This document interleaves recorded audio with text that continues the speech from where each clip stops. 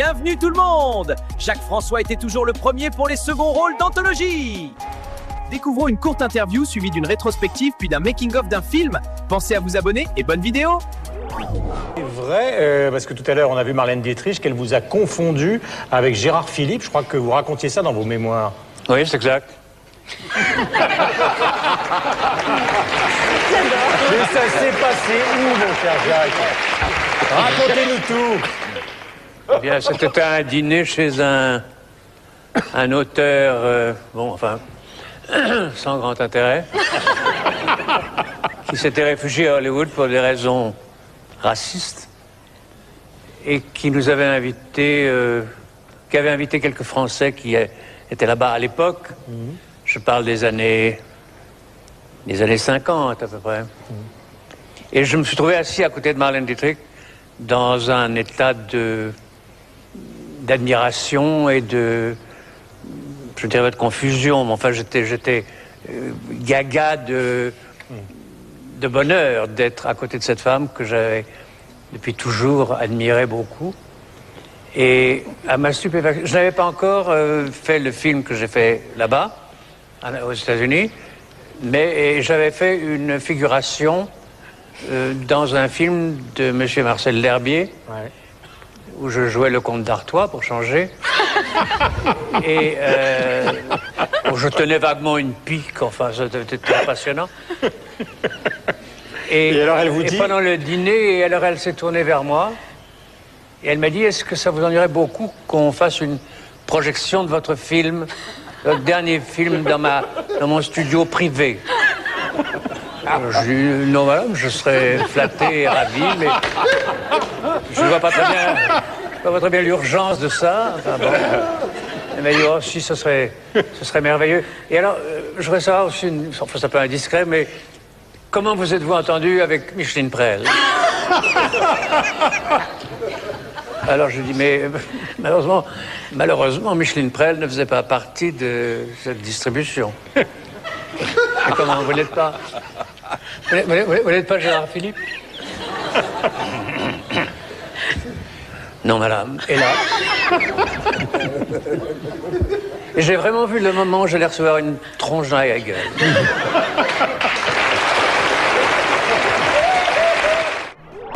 Toujours là? Alors on continue. Découvrons à présent une rétrospective des scènes cultes et inoubliables avec le grand Jacques François. Notre Père qui est aux cieux. Vraiment, j'arrive pas à me décider alors. Monsieur Ringard. Voilà les modèles que Monsieur Plantier a commandés. C'est Monsieur Plantier qui vous a commandé ces robes d'hôtesse? Oui. Eh bien, mes enfants, elles sont superbes, splendides, splendides. Ouais. Bonjour, Monsieur Plantier. Voilà les modèles que vous m'avez commandés. Ah oui? Eh bien, permettez-moi de vous dire que c'est exactement consternant. C'est lugubre, c'est sinistre. Il faut quelque chose de jeune, quelque chose qui éclate, qui soit plein de couleurs, de lumière. Mais oui, vous avez raison, Monsieur Plantier, bien sûr. Mes enfants, je vous l'avais dit, c'est sinistre, c'est lugubre, c'est consternant, ça. Comprenez, il faut quelque chose de jeune, qui éclate, plein de couleurs, voilà. C'est ça. Bah, j'en profite, mon petit Ringard, pour vous dire que je suis extrêmement content de vous. Oui, ça me fait plaisir. plaisir. Ça marche. Je ne sais pas comment vous vous organisez. Non, je ne sais pas non plus. Vous me faites de plus en plus plaisir. Ça me fait plaisir. Regardez ça moi-même. Bien, Monsieur le Président. Blénac, Monsieur le Président. vous trouvez ça drôle, vous, cet étalage de viande? Le naturisme est de plus en plus à la mode, Monsieur le Président. C'est un club assez original. Meublé en knoll, une clientèle très sélecte, des cadres supérieurs, des... Déshabillez-vous. Pardon? Déshabillez-vous. Vous allez faire le tour de la salle de rédaction tout nu, nous allons pouvoir juger de l'effet comique. Monsieur le Président, je vous dis de vous déshabiller.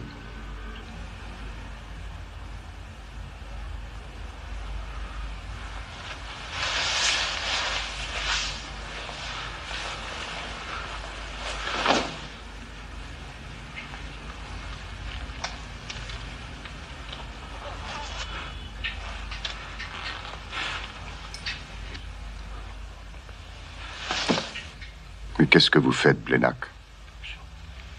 Je me déshabille, Monsieur le Président. Si je ne vous avais pas arrêté, vous vous mettiez tout nu et vous faisiez le tour de la salle de rédaction. C'est vous qui me l'avez demandé, Monsieur le Président. J'ai une question importante à vous poser, Blénac. Qui de nous deux est le monstre? Moi qui vous demande d'ôter votre pantalon ou vous qui acceptez de montrer votre derrière?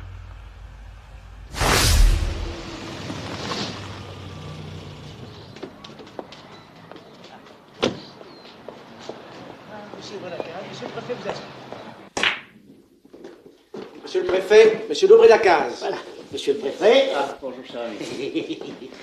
Cher maître. Si ça ne vous dérange pas, nous pouvons continuer à jouer tout en parlant. Absolument, absolument. Ah, gagné. Oui. Et il a gagné, il a frôlé et il a touché, je l'ai vu. Voilà. Ah, et alors, quel bon vent vous amène, monsieur Voilà. Des Japonais, d'énormes Japonais, m'ont fait une commande ferme de 3000 CX-22.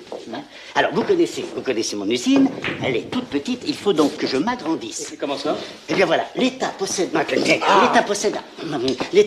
terrain qui jouxte cette usine, alors louez-le-moi. Mais ce sera difficile, vous n'avez pas très bonne presse. Oui. Comment ça, je vous donne? Oui, votre super dépollueur pollue tout. Nous recevons des plaintes. Et il faut en tenir compte. Enfin, j'ai besoin de ce terrain. C'est impossible. Mais alors, c'est non. Comme ça, c'est non. Un nom définitif? Hélas. À vous de jouer. Bien.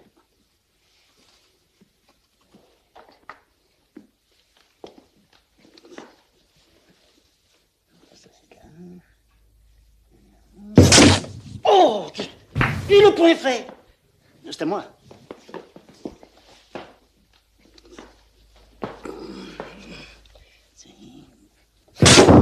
Dobrèche! De deux.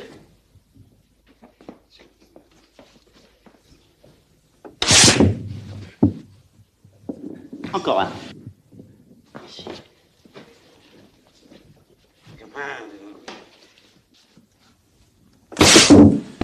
Et il est fait.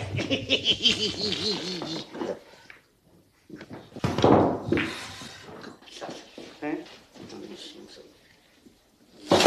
Ah. Excusez-moi.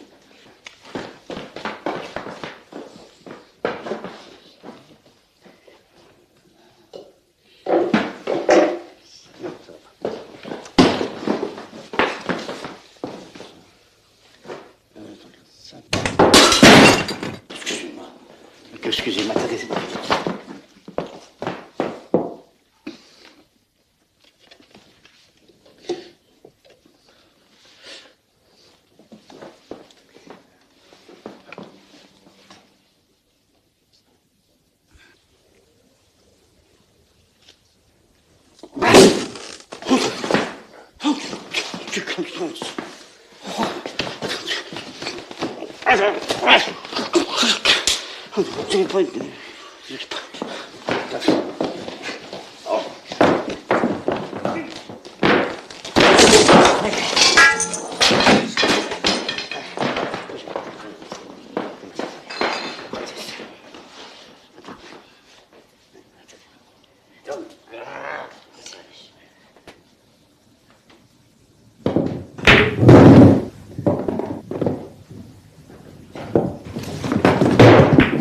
Encore un. Merci. Monsieur le préfet, pour le terrain, c'est toujours non? Non. Non? Non.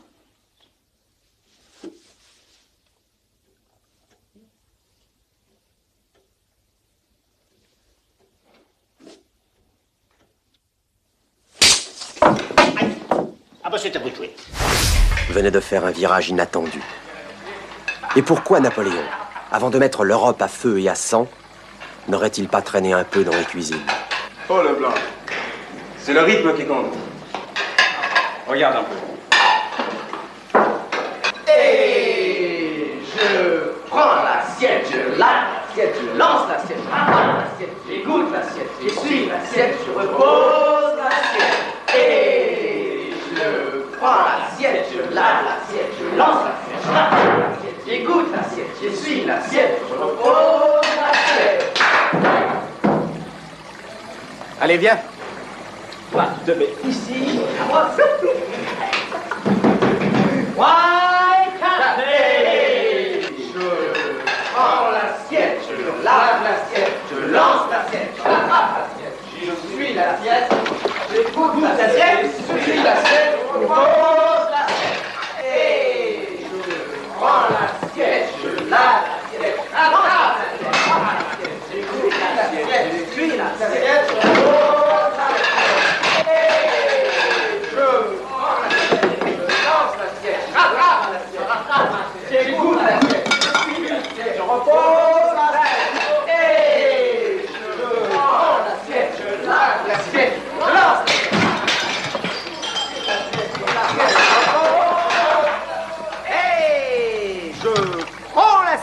je lave l'assiette, je lance l'assiette, je casse, je verse l'assiette, je coupe pas l'assiette, j'essuie l'assiette, j'égoutte l'assiette. Et je prends l'assiette, je rattrape l'assiette, j'égoutte l'assiette, j'essuie l'assiette, je pose l'assiette. Et je prends l'assiette, je lave l'assiette, j'égoutte l'assiette, ouais, je pose l'assiette. Si je lave, vous connaissez? Je lave la porte, j'essuie la porte, je prends la porte. Vous êtes tous devenus fous alliés, hein? Nous avons reçu 142 plaintes. 142!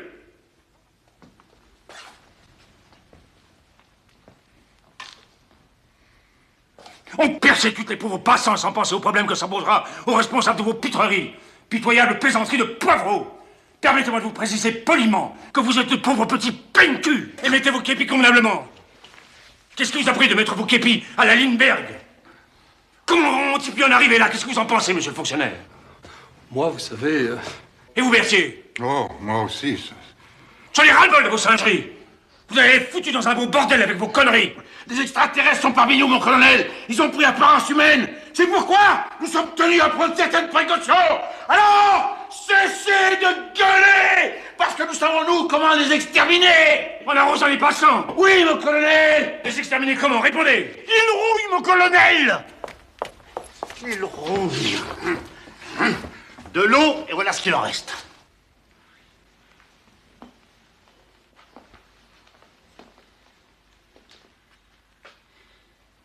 Vous n'êtes pas convaincu, mon colonel. C'est stupéfiant. Ça dépasse l'imagination. Attrapez-en un et ramenez-le-moi en état de marche. On va les attirer. Les attirer comment? Comme à la chasse. Avec un appelant, avec un faux canard, avec une fausse soucoupe. Avec une fausse soucoupe et... Ah. Bon, d'accord. Allez-y.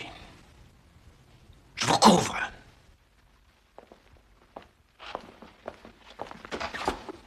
Je vous couvre, mais sous votre entière responsabilité. N'est-ce pas, monsieur le fonctionnaire? Ah, moi, vous savez, je ne me mouille pas. Voilà. Ça, c'est rien de le dire. Hein. En plus, ils m'ont soigné comme un manche, comme je disais à l'espère. J'ai jamais vraiment récupéré toute la motricité des doigts. J'ai plus de force, là. Ça m'a brisé la vie. Depuis, je traîne de procès en procès avec l'armée pour obtenir une pension de misère. J'ai même essayé d'intenter à mes jours, pendant mon séjour à l'hôpital, pour les emmerder. Je me suis tailladé les veines avec une grosse seringue. Ah, j'ai pris 15 jours de cachot, motif sali les draps. Ça, on peut dire que s'il y a une tuile qui tombe, elle est pour moi. Puis maintenant, si on me sépare de Chouchou... Combien je vous dois, monsieur Poinçon? Rien du tout, je vous en prie, j'ai fait ça pour vous. C'est très gentil, on va se sauver. Parce que je vais me tuer, là! Mais qu'est-ce qui se passe? Ma veste est pleine de cambouis. Mais où est-ce que vous êtes taché comme ça, monsieur Poinçon? Je vous présente toutes mes confuses. Et vous confuse? Vous n'imaginez pas que je vais aller réveillonner chez Castel avec ça? Ouais, Félix, c'est pas fou, non? Mais qu'est-ce que c'est que cette matière? C'est de la merde? Non, non.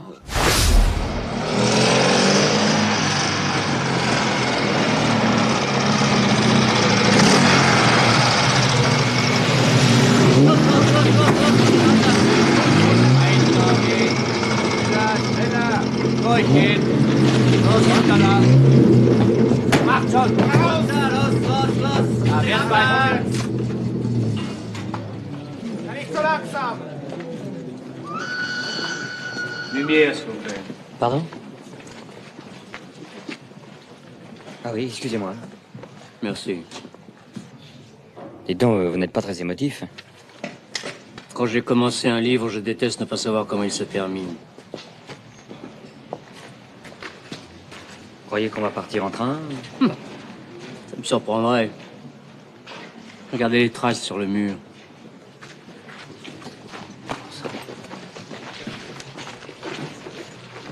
Ah merde.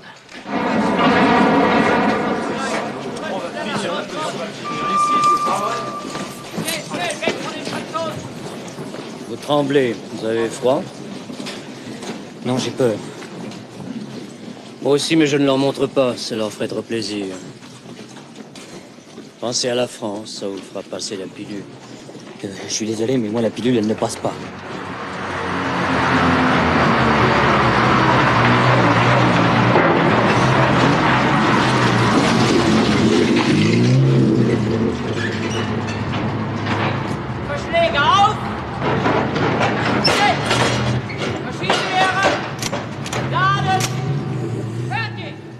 Ce qui m'embête, c'est que je me suis enguirlandé avec Mireille.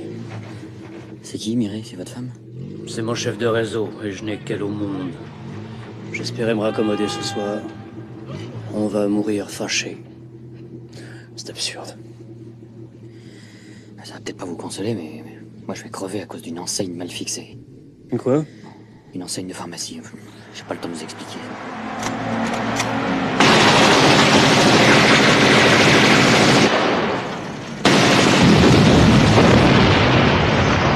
Et voilà le travail. Et n'oubliez pas que c'est Super Résistant qui vous a délivré. Il va d'ailleurs passer parmi vous avec un chapeau. Soyez généreux, pensez à vos camarades moins chanceux. C'est pour la France. Merci d'avance.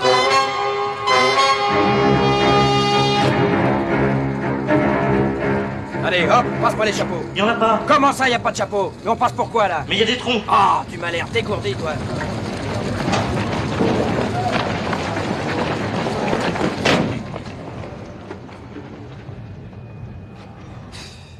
Et voilà. Dès qu'on parle de pognon, y a plus personne.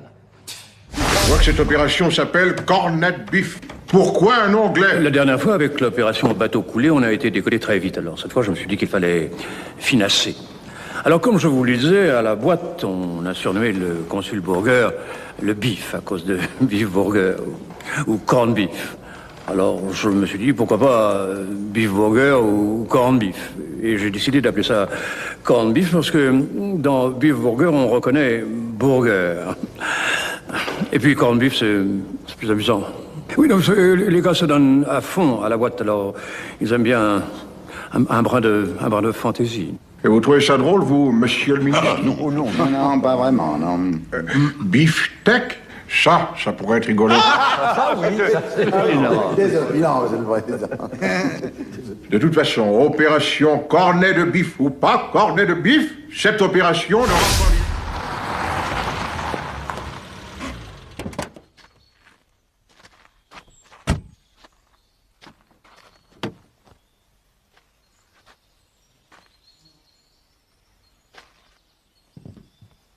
On va dire qu'on se bouscule pour venir prendre nos bagages. Y a quelqu'un? Oh la vache! Les Romanos qui reviennent! Ne bougez pas de là! Et dites-nous tout de suite ce que vous avez fait de Jacquard! Reste quoi, le rôtisseur? Il n'y aura point de tuerie. Ah! Chocolat, investir! Crève comme froid! Mais qu'est-ce que vous faites? Viens-t'en, bourriquet. J'arrive, Bestir! Rendez cette mousse! Merci, mon bon seigneur! Merci, gente dame!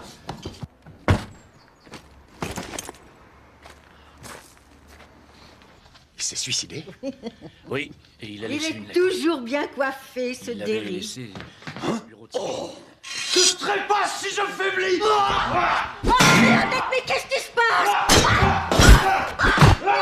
Ne frappez point, mes sirènes va brûler! C'est la boîte de troubadour! Tiens cette mousse, vilaine! Et ne va point la m'enjailler! Il s'agit du cul.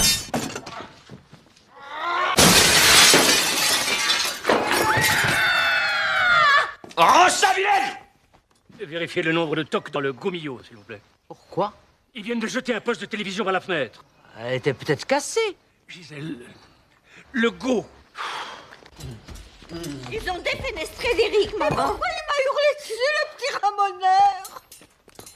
Tenez, voilà les bagagistes qui arrivent. C'est quoi, cette tenue? Ils ont l'air frais. Vous voyez, Maurice, comme vous êtes mauvaise langue. Il reste encore une tripotée de bagages dans le coffre. Oh là, bonhomme! Aurais-tu l'obligeance de nous emmener dans ta sariote? Pardon? Exécution, Marot! Qu'est-ce que c'est? Je vais écrire à gauche, je vais vous soigner. Obéis, vilain, ou je te tripaille! Hé, pose l'océan, femme!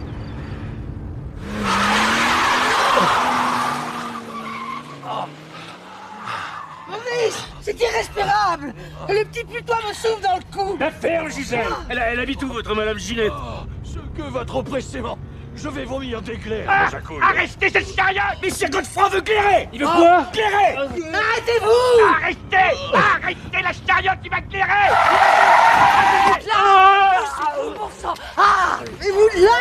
Arrêtez de les exciter, vous voyez bien qu'on a affaire à des marteaux. Mais si voulez-vous boire du vinaigre? Démarrez! Maurice! Les marteaux sont dehors! Arrêtez de gueuler, saucisse. Vous me stressez, espèce de noix. Je sais mener la chariote, je ne mens point. Tamzinette m'a enseigné. Je ne mens point. On recule! Quelle Mais soif! je vous mènerai moins vitement que ce vilain. Laisse-moi trépasser seul.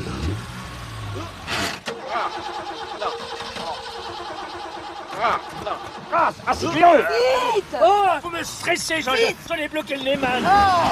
Ça y est, il calme! Arrêtez de m'emmerder. Elle a calé. Oh! Faites de vous-même, andouille. Oh, ça y est. Pars en arrière! Ta gueule, ça y est. Oh! Allez-y, enfin! Merde! Ça démarre, il y a une seconde. Oh, mais c'est la chariote. La chariote. Foncez, Maurice! Les marteaux reviennent! Foncez, gros digo! Faut le faire tomber dedans! J'essaye, mais c'est pas facile.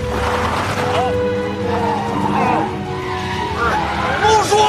Vous êtes un nul! C'est pas vrai, ça! Silence!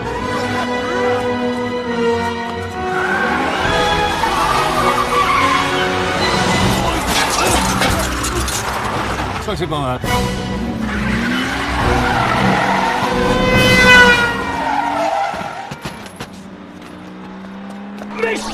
Retrouvons Jacques-François dirigé par Bertrand Blier pour le film Les Acteurs, suivi de la scène en question. Action! Tu vas t'asseoir avec les autres et tu dis pas un mot.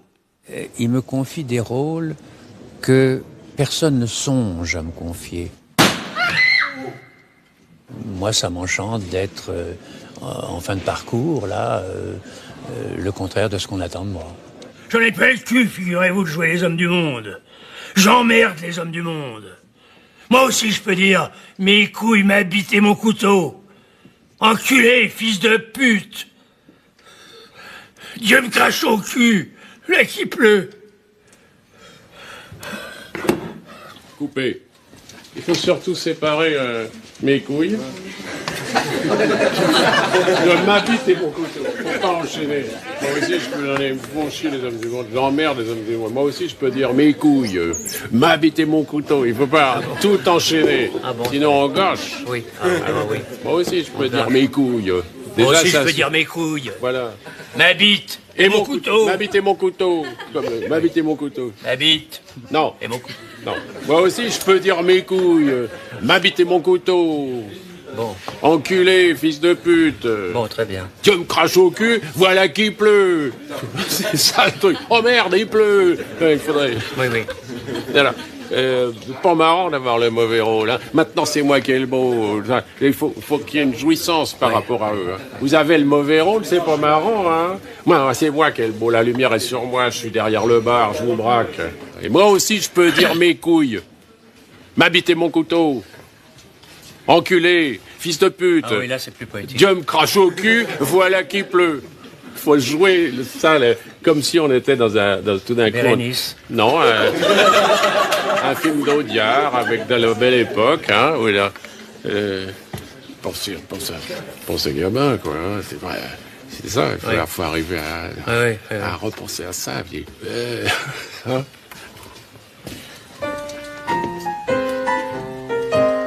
Vous avez vu ce qui vient d'arriver à Marielle? Un acteur de grande valeur. Vous voulez que j'en bute un autre? Coupé. J'aimerais bien qu'on ait un acteur de grande valeur, parce que vous dites toujours un acteur de grande valeur. Oui, c'est positif pour moi. Oui, mais c'est pas dans la construction de la phrase. Vous avez vu ce qui vient d'arriver à Marielle? C'est la virgule, un acteur de grande valeur? Bon. Enfin bon, c'est pas, on va pas se battre pour ça, mais c'est l'auteur qui parle. Ah, t'asseoir avec les autres. Et tu dis pas un mot.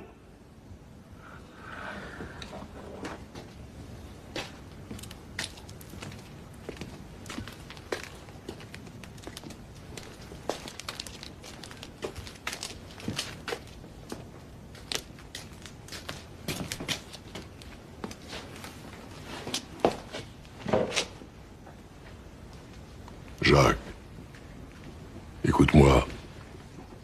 Pensons à notre public.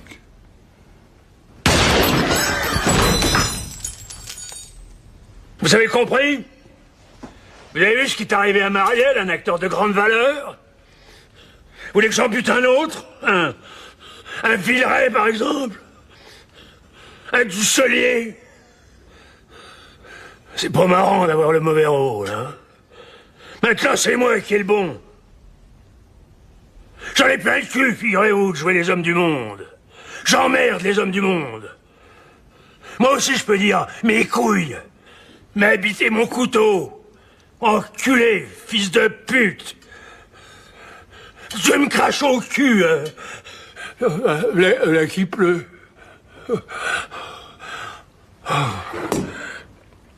Pourquoi je suis fatigué? Je suis pas un vieil acteur. Je suis un mec terriblement dangereux. J'avais un pot d'eau chaude. Ça intéresse quelqu'un? Et moi, j'intéresse qui? J'ai même pas de personnage. Y a pas de metteur en scène dans ce film de merde? Où il est, ce compte briller? Il en a rien à foutre, il est déjà en train de tourner un autre film. Merci d'avoir regardé la vidéo. N'hésitez pas à l'aimer, à la commenter et à la partager. Et à bientôt.